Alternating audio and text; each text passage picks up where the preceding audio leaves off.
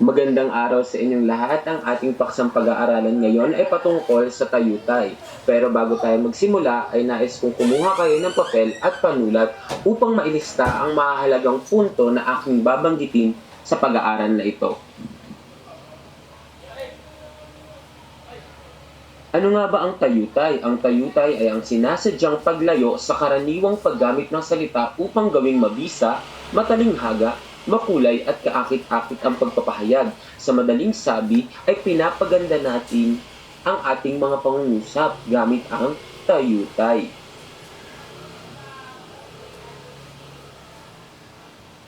Alamin na natin ang ilang piling uri ng tayutay. Una ay ang pagtutulad o simili. Ito ay ditiyak na paghahambing ng dalawang magkaibang tao, bagay at hayop na gumagamit ng pangatnig.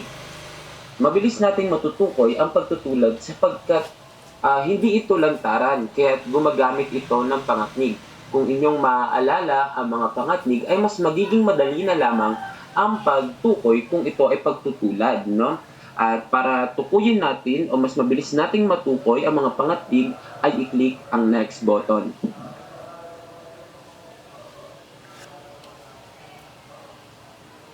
Ito ang ilang mga halimbawa ng mga pangatnig na ating gagamitin sa pagtutulad. Una ay tulad ng, pangalawa ay tila, pangatlo ay parang, pang-apat ay magkasing o magkasin, 5, sing o sin, pang-anim ay gaya ng, at marami pang ibang pangatnig kung inyong maaalala.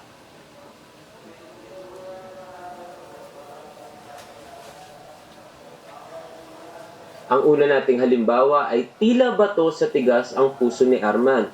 Ngayon klase, ang tanong ay ano yung dalawang bagay na pinaghahambing na magkaiba? Tama, yung bato at ang puso. Pero sinabi ba na direkta na ang puso ni Arman ay matigas na bato? Hindi, dahil sa salitang tila, ito yung pangatnig na nagpapahayag ng hindi pagiging direkta. Nakukuha po ba? Para sa ikalawa ay i-click ang next. Ikalawang halimbawa, ang mga mata mo ay tulad ng mga bituin. Ano yung dalawang bagay na pinaghahambing dito? Tama, ito yung mata at bituin. Pero direct na bang sinabi na ang mga mata mo ay mga bituin? Hindi, no? Naging hindi ito direkta dahil sa salitang tulad ng. Nakukuha po ba? Para sa ikatlong halimbawa ay pindutin ng next. Ikatlo, kaming magkakapatid ay parang aso at pusa. Ngayon, ano yung dalawang bagay na pinagkukumpara? Tama po, ito po yung magkapatid at yung aso at pusa. Pero direkta bang sinabing kaming magkapatid ay aso at pusa? Hindi po, nagiging iba ang kahulugan noon, no? Kaya meron tayong parang. Nakukuha po ba? Kung inyong nakuha ay i-click ang next slide para subukin ang inyong kakayahan.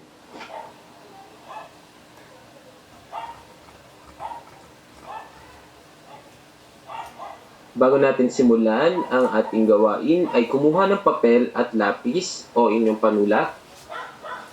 Nakakuha ka na ba? Ngayon, gusto kong basahin mo sa loob ng 10 segundo ang pangungusap na ito at tukuyin ang dalawang bagay na pinaghahambing, dalawang bagay na magkaiba na pinaghahambing. Ang iyong 10 segundo ay magsisimula na. 10, 9, 8, 7, 6, 5, 4, 3, 2, 1. Stop.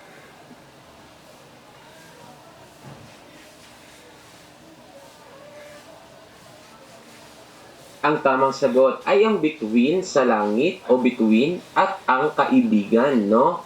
Ngayon naman ay kumuha ka ulit ng papel, hawakan ng iyong papel at panulat. Hanapin mo naman ang salitang nagpapahayag ng hindi pagiging lantaran o yung pangatnig na ginamit dito. Bibigyan kita ng 10 segundo para isulat ulit ito. 10, 9,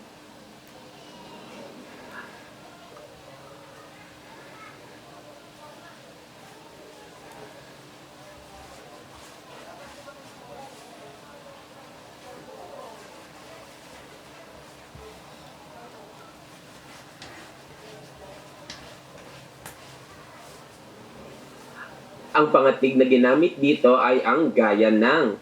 Palakpakan ng iyong sarili kung nakuha mo ng tama ang lahat, at kung hindi naman ay huwag mawalan ng pag-asa sapagkat kailangan mong bumawi sa ikalawang halimbawa. Handa na ba para sa ikalawang halimbawa? Hawakan na ang iyong papel at panulat.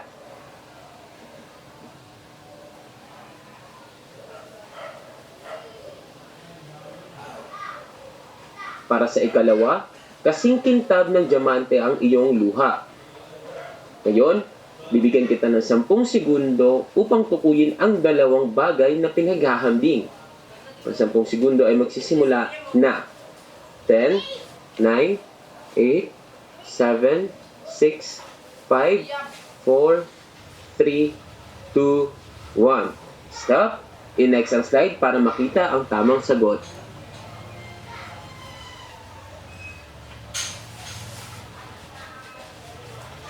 Ang tamang sagot ay diamante at luha. Palakpakan ng iyong sarili kung nakuha ito ng tama. Ngayon naman ay kailangan mong tukuyin ang salita o ang pangatnig na nagpapahayag ng hindi lantaran ang paghahambing sa diamante at luha. Muli, at tukuyin mo ang salita o pangatnig na nagpapahayag na hindi lantaran o direkta ang paghahambing sa diamante at luha. Ang iyong 10 segundo ay magsisimula na 10, 9, 8, 7, 6, 5, 4, 3, 2, 1. Stop. Pindutin ang next slide para makita ang tamang sagot.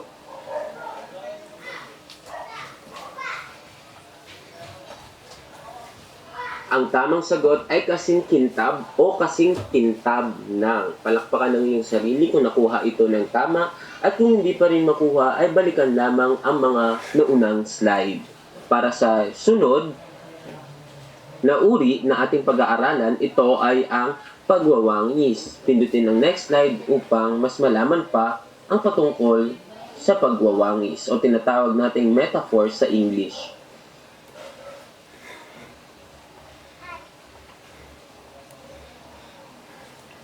Ang sunod na uri ng tayutay na ating pag-aaralan ay pagwawangis o yung tinatawag nating metaphor. Ito ay tiyak na paghahambing o direkta na paghahambing ng dalawang magkaibang tao, bagay at hayop na hindi gumagamit ng pangatnig. Huwag pong maguguluhan sa pagtutulad at pagwawangis. Ang pinagkaibahan lang nila ay wala ng pangatnig na ginagamit dito sa pagwawangis, kaya nagiging direkta na ang paghahambing. Nakukuha ba? Kung iyong nakuha ay pindutin ang next slide para sa mga halimbawa ng pagwawangis o metaphor.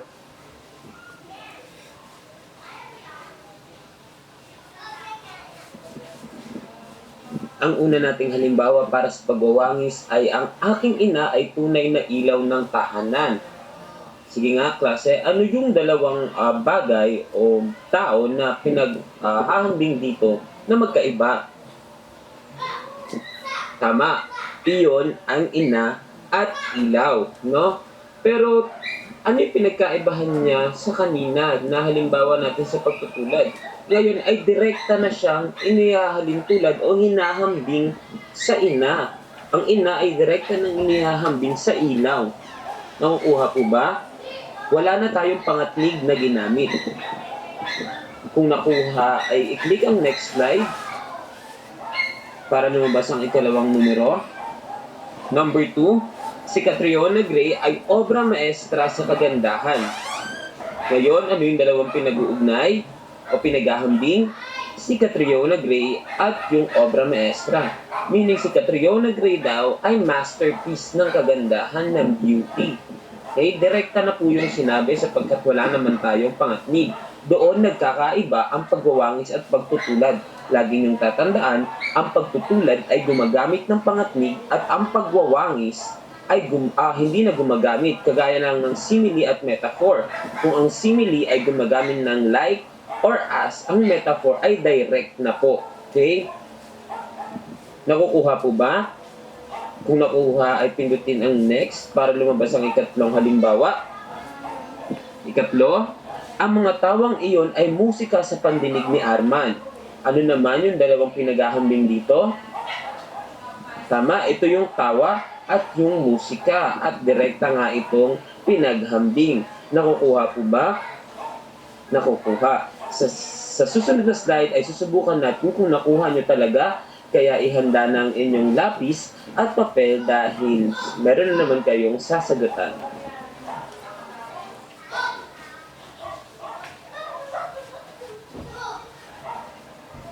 Handa na ba ang inyong lapis at papel? Para sa una ay matigas na bakal ang kamao ni Manny Pacquiao. Ngayon, klase, ano ang dalawang bagay na pinaghahambing na magkaiba dyan? Bibigyan ka kayo ng 10 segundo para hanapin ang dalawang salita na pinaghahambing. 10, 9, 8, 7, 6, 5, 4, 3, 2, 1. Stop. Pindutin ang next slide para lumabas ang sagot.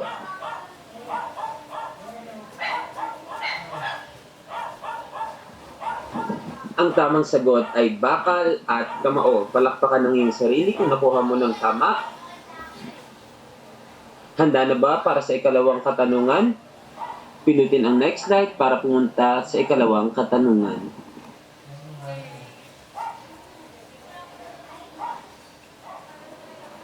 Para sa ikalawang katanungan, si Elena ay isang magandang bulaklak. Huli, si Elena ay isang magandang bulaklak. Ngayon, classes, ano ang dalawang bagay na pinaghahambing dyan? Bibigyan ko kayo ng 10 segundo para hanapin ang dalawang bagay na pinaghahambing. 10, 9, 8, 7, 6, 5, 4, 3, 2, 1. Okay, magaling. Pindutin ang next slide para malaman ang kasagutan. Ang tamang sagot ay si Elena at ang bulaklak. Magaling klase, nakukuha na ba? Ngayon, lagi nyo lang tatandaan na ang pagkakaiba ng pagwawangis at pagtutulad, ang pagtutulad ay gumagamit ng mga pangatnig samantalang ang pagwawangis ay hindi na gumagamit. Meaning, dinidirekta na ang paghahambingan sa dalawang bagay na hindi magkatulad o magkaiba. Malinaw po ba? Kung malinaw ay i-click ang next para tumungo tayo sa susunod na uri ng tayutay. At ito ang pagsasatao o personification.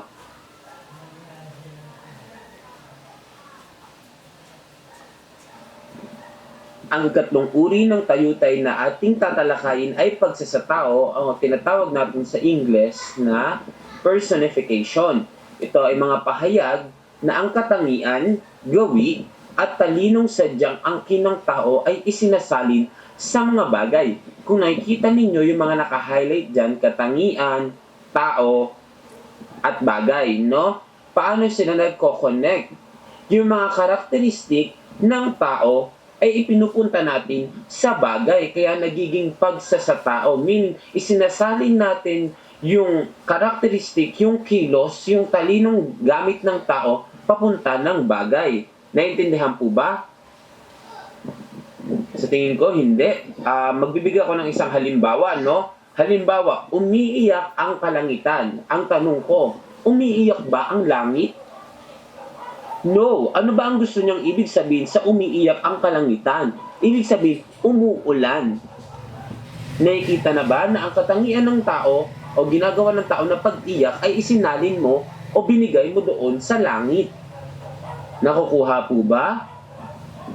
Kung nakukuha, ay pindutin ang next slide para mas makapagbigay ako ng halimbawa.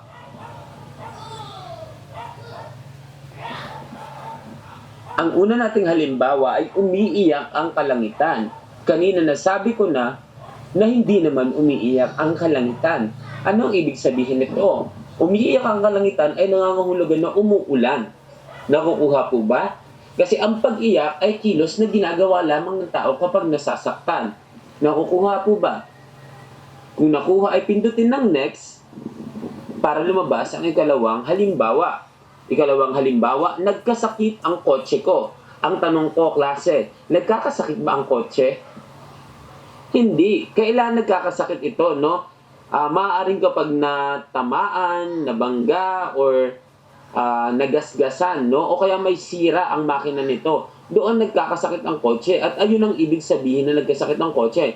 Maaaring may sira ang kotse niya o nabangga. Nakukuha ba?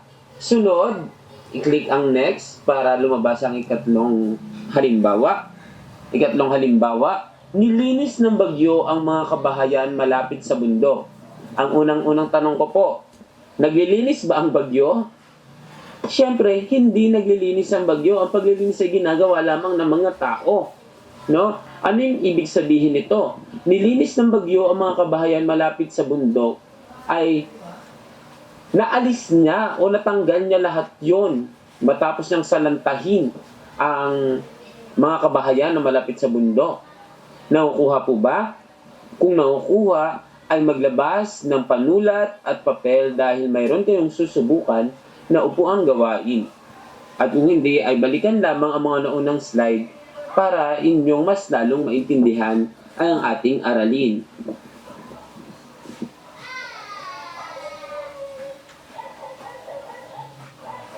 Ayan, handa na ba ang inyong panulat at papel? Ngayon ay aatasan ko kayong hanapin sa pangungusap na ito ang katangian ng tao na binigay sa isang bagay. Yung ginagawa o karakteristik ng isang tao na binigay doon sa bagay. Magkakaroon kayo ng 10 segundo. Ang 10 segundo ay magsisimula na 10, 9, 8, 7, 6, 5, 4, 3, 2, 1. Stop. Pindutin ang next para malaman ang tamang sagot. Ang tamang sagot ay sumayaw. Palakpakan ng iyong sarili kung nakuha ito ng tama.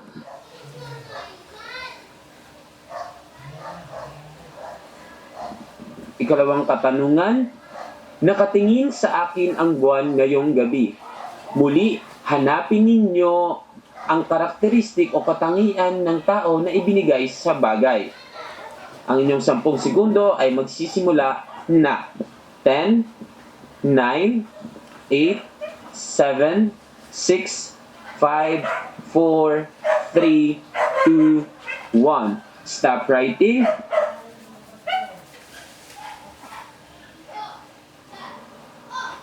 Ang tamang sagot ay nakatingin.